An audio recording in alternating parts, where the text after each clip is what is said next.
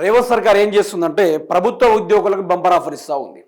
ఏ విధంగా అంటే ప్రభుత్వ ఉద్యోగాలు పర్మనెంట్గా ఉండొద్దు, అసలు ఈ ప్రభుత్వ ఉద్యోగాలే వద్దు, ఇట్లాంటి వీటి దేనికోసం డబ్బులు వృధా అనుకుంటూ రేవంత్ రెడ్డి సర్కార్ కీలకమైన నిర్ణయం తీసుకుంటుంది.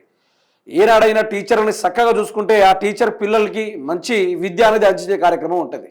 కానీ రేవంత్ పరంగా చూస్తూ ఉంటే అసలు అన్ని మానేసి ఇంటికాడ వ్యవసాయం చేసేటట్టుగా ఆ తీరైతే మనకు కనబడతా ఉంది. అదే విషయాన్ని మనం చూసుకుంటే మిత్రులారా, పర్మనెంట్ టీచర్లు వద్దు, కాంట్రాక్ట్ పద్ధతిలోనే నియమించాలి, పనితీరు సరిగా లేకుంటే తొలగించాలి, ఆరోగ్య సమస్యలున్న అవకాశం ఇవ్వద్దు, నియామకాలకు మండలమే ప్రతిపాదిక, ఇకపై ఉపాధ్యాయులు బదిలీ ఉండొద్దు, టీచర్లకు ఇప్పటికే జీతభత్యాలు ఎక్కువ. ఎవడైనా టీచర్లకు జీతభత్యాలు ఎక్కువ ఎవడని అంటాడా? నాకు డౌట్ అనిపిస్తా ఉంది. ముఖ్యమంత్రి ఏం చేయాలంటే, మరి ముఖ్యమంత్రికి కూడా గన్ని కార్లు ఎందుకు, మరి అన్ని సెక్యూరిటీలు ఎందుకు, అన్ని పెద్ద పెద్ద చౌమహల్ ప్యాలెస్లు బంగ్లాలు అవన్నీ ఎందుకు, అన్ని క్యాన్సిల్ చేసేద్దాం. మీకు కూడా ఎక్కువ జీతం తీసుకుంటున్నారు, మీరు ఎక్కువ జీతం తీసుకుంటూ తెలంగాణ సొమ్మును అదనంగా దోచుకుంటున్నారు. అలాంటప్పుడు మీకు కూడా శాలరీలు కట్ చేయాలి, కార్లు కట్ చేయాలి, పెట్రోల్ కట్ చేయాలి, డీజిల్ కట్ చేయాలి, మీకు ప్యాలెస్లు కట్ చేయాలి, మీకు అలవేరుసులు ప్రభుత్వాన్ని దోచుకొని అన్ని బంద్ పెట్టాలి. మీకు ఉంటే టైం దగ్గర పడింది, మీకు అది త్వరలోనే ఉంది.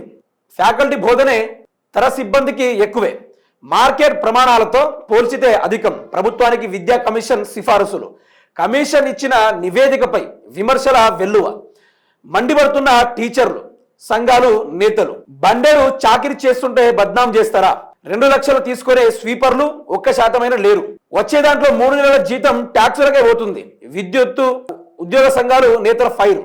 హరీష్ రావు గారి మాట చూసుకుంటే, విద్యా కమిషన్ లో విద్యావేత్తలేరి, సీఎం రేవంత్ రెడ్డి సమాధానం చెప్పాలి, ఎడ్యుకేషన్ పిహెచ్డి పూర్తి చేసిన వారు లేకుండానే కొత్త పాలసీలు తయారు చేస్తారా, కనీస అవగాహన లేని వారితో కమిటీ వేసి విద్యార్థుల భవిష్యత్తుతో సర్కారు చెలగాటం, వ్యవస్థను భ్రష్టు పట్టించే నిర్ణయాలు ఆపండి, విద్యావేత్తలకు ఆ బాధ్యతలు అప్పగించండి, మాజీ మంత్రి హరీష్ రావు డిమాండ్. అయితే ఇక్కడ ఏంటంటే ప్రభుత్వ ఉద్యోగులు మొత్తం తీసేయాలి, వాళ్ళకి ఎక్కువ శాతం జీతాలు తీసుకుంటున్నారు, ఎక్కువ మోతాదులో డబ్బులు తీసుకుంటున్నారు, అలాంటి వాళ్ళకు ఈ రెగ్యులరైజ్ ఉండకూడదు, వాళ్ళని కూడా కాంట్రాక్ట్ బేస్ కిందనో లేకుంటే ఇదే విధంగా కాంట్రాక్ట్ బేస్ కిందనో వీళ్ళ చేసే వ్యవహారాలన్నీ వాళ్ళు కొత్త స్కీమ్ తీసుకొచ్చే కార్యక్రమాలు ఉంది. అంటే దీంట్లో ఏంటంటే ఇక్కడ కూడా ఆ ఉద్యోగులందరూ కలిసి తలా ఇంత డబ్బులు నెల నెలకు ఇస్తే ఆ వచ్చే మొత్తం కోట్ల రూపాయలు రేవంత్ రెడ్డి దోచుకుందామని ఆలోచన. ఇక్కడ కూడా బ్లాక్మెయిలే.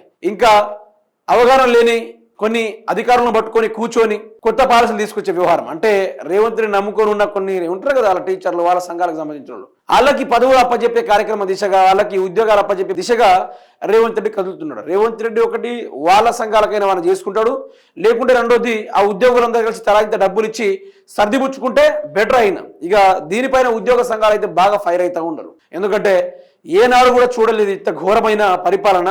ప్రభుత్వ ఉద్యోగులను ఇంత ఘోరంగా హింసిస్తారా? టీచర్లు ఒకటి చెప్పండి, ఈ రోజు మనకు పనిచేసేటోళ్ళు కానీ ఎవరైనా కానీ వాళ్ళ మంచిగా చూసుకుంటే వాళ్ళు మంచిగా పని చేస్తారు, అంతేనే కదా. ఉపాధ్యాయులను మంచిగా జీతాలు ఇచ్చి వాళ్ళని కూడా మంచిగా చూసుకుంటే వాళ్ళు కూడా పిల్లలకి మంచి చదువులు అందిస్తారు, వాళ్ళు కూడా రాబోయే తరాలకు ఏ విధంగా కాంపిటేటివ్ అవ్వాలో, ఏ విధంగా అవ్వాలని వాళ్ళు సొంత కొడుకుల కన్నా ఎక్కువగా ట్రీట్ చేసి వాళ్ళకి మంచిగా చదివించే కార్యక్రమం. ఇదంతా భవిష్యత్తుకు మొత్తం మొండెం నుంచి నరికినట్టు ఈ వ్యవహారము అంతా ఘోరంగా చేస్తా ఉన్నాడు రేవంత్ రెడ్డి అయితే.